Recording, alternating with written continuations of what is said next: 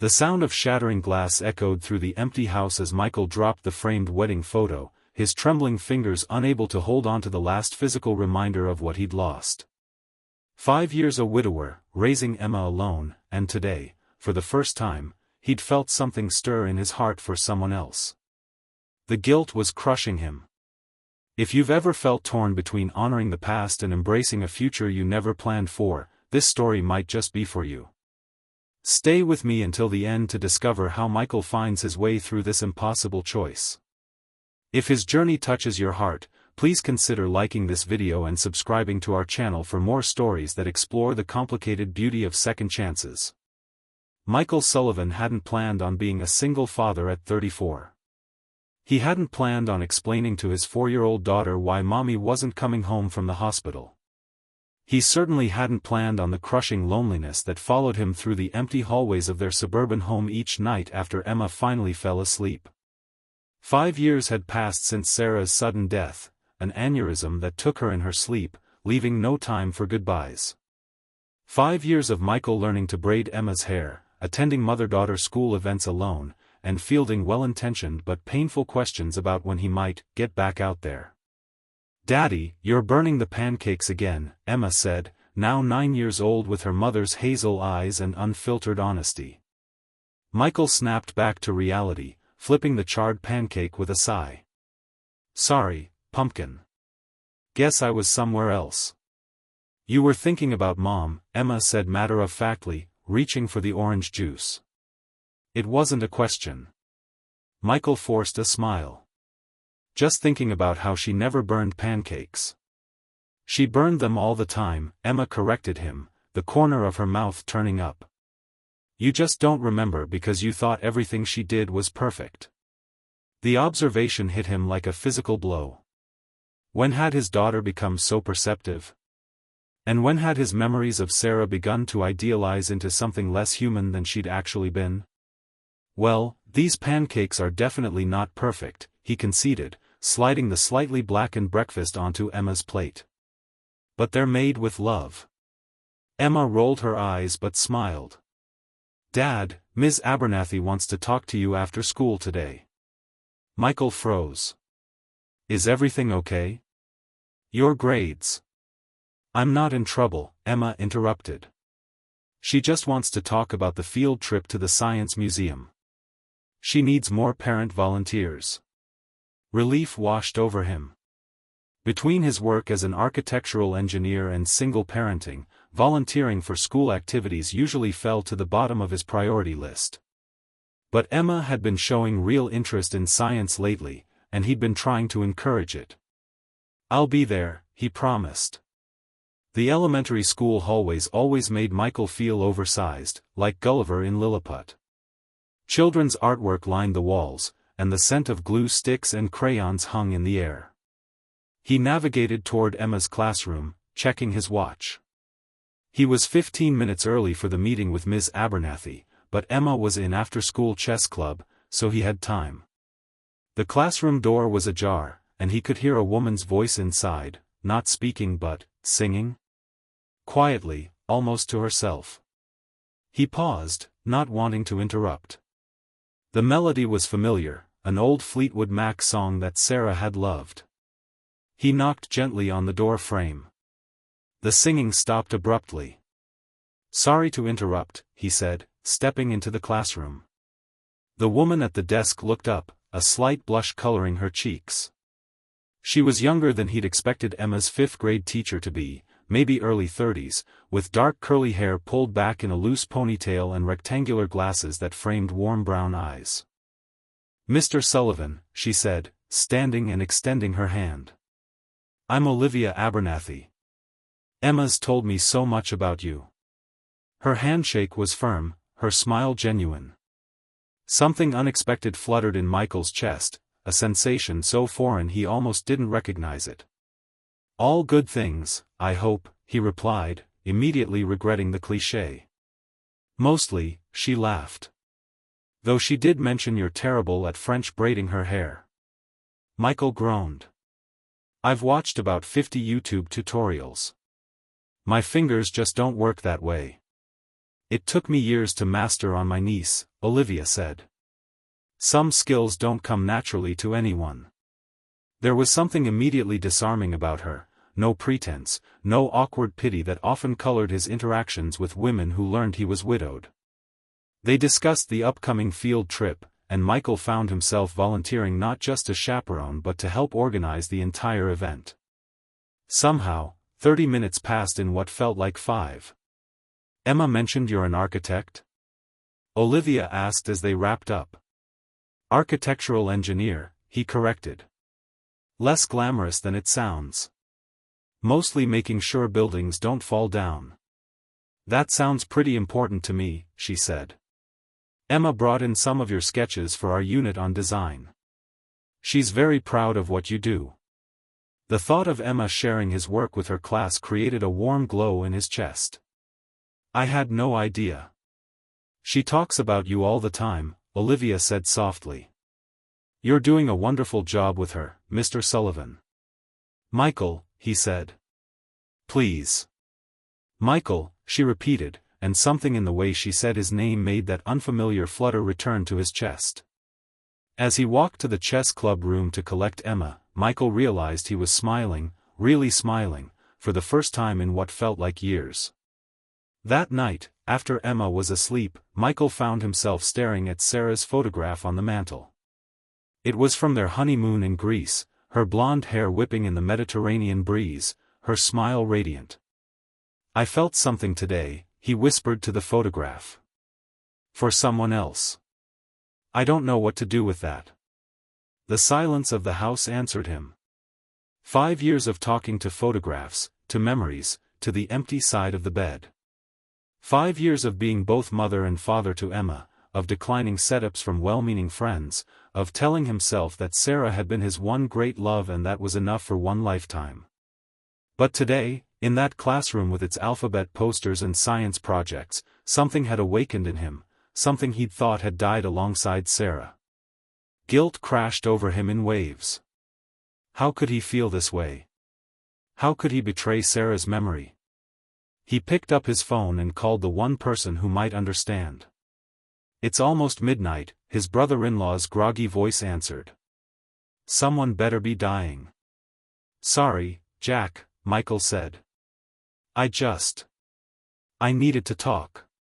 There was rustling on the other end as Jack presumably sat up in bed. What's going on? Is Emma okay? She's fine. I'm fine. It's just. Michael took a deep breath. I met someone today. I didn't actually meet her, she's Emma's teacher. But I felt something. And now I feel terrible about it. The line was quiet for a moment. Then Jack sighed.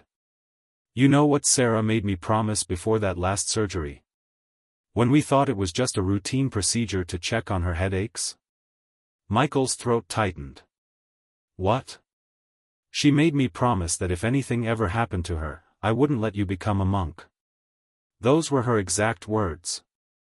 Don't let Michael become a monk, Jack. He's too good at loving people to spend his life alone.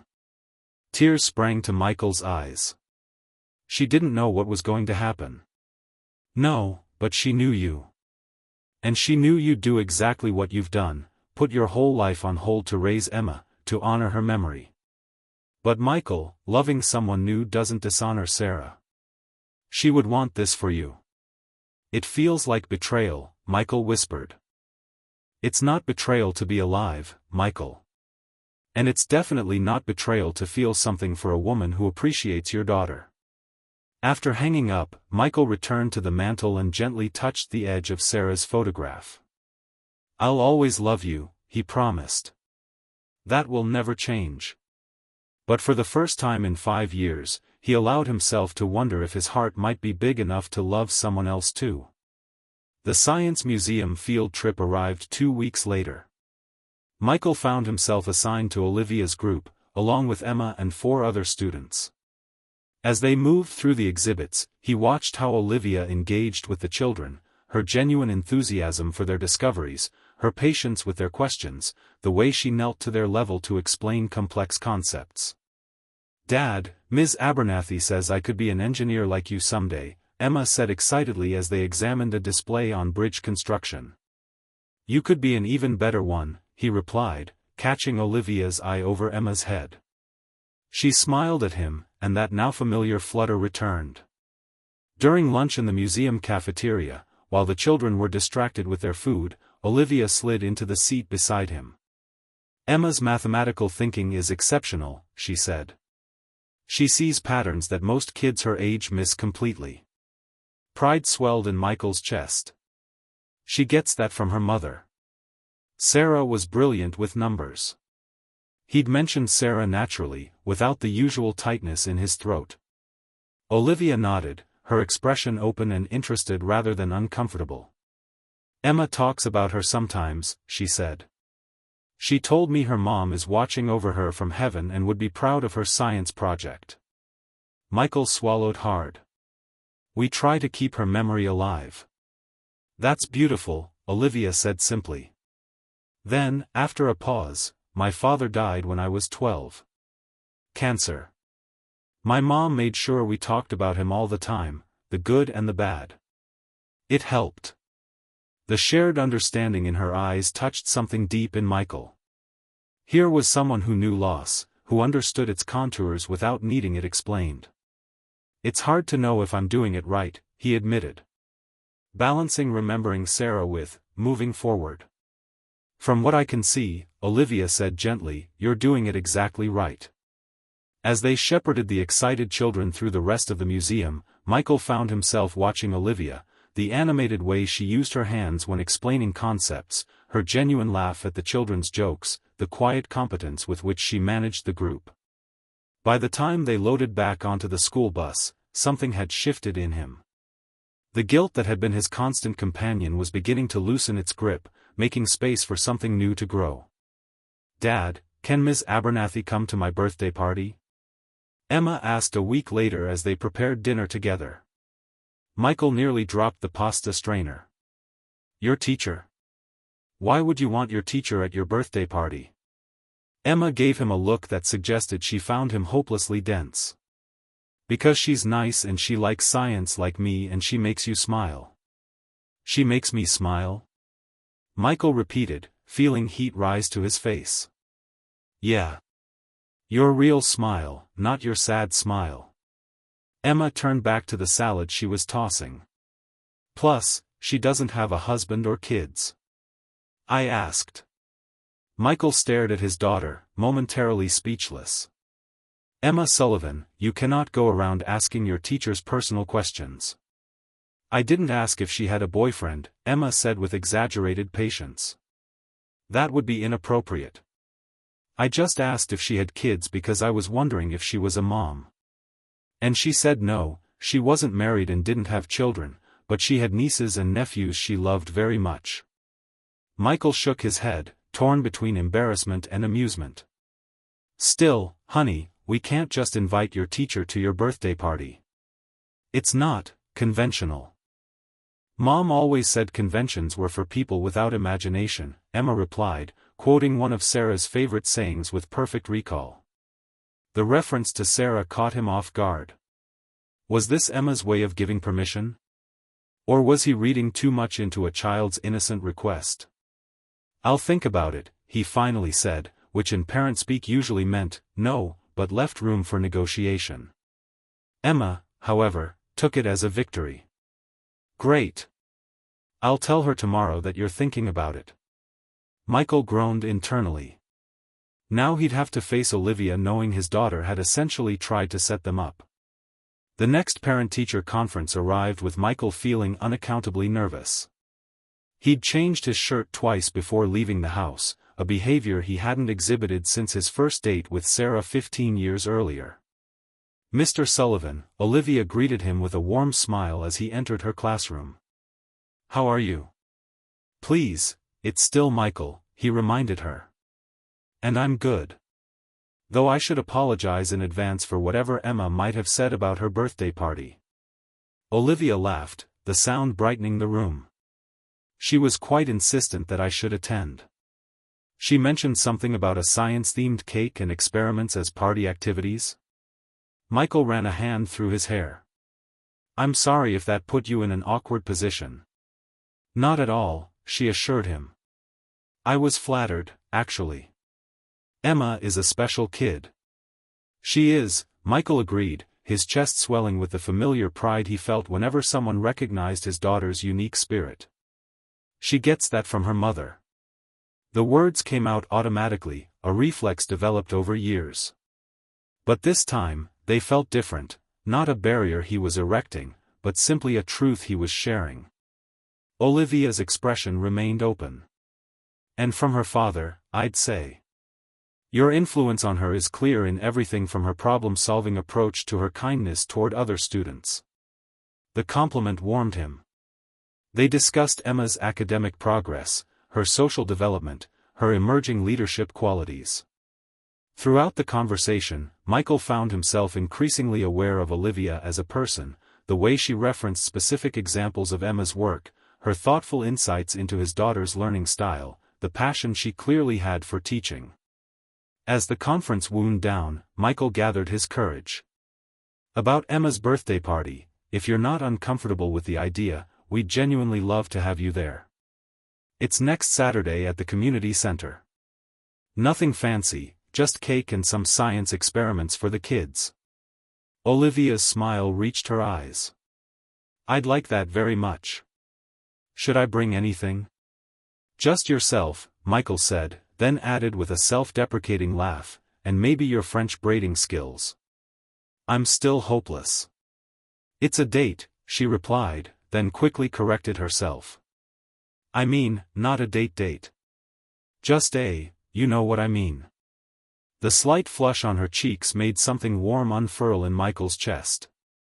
I know what you mean, he assured her, though part of him wished it was, in fact, a date. As he walked to his car afterward, Michael realized he hadn't thought about what Sarah would think or how this might be betraying her memory. Instead, he'd simply been present in the moment, connecting with another person who saw and appreciated his daughter, and perhaps, was beginning to see and appreciate him too. Emma's birthday party was a controlled chaos of excited 10-year-olds conducting supervised science experiments. Michael had transformed the community center into a mini laboratory, with stations for creating slime, launching baking soda rockets, and building simple circuits. Olivia arrived early, offering to help set up. She'd brought a gift for Emma, a professional-quality microscope that made his daughter squeal with delight, and a calm presence that steadied Michael's nerves. This is amazing, Olivia said, surveying the room. You've created a whole science museum.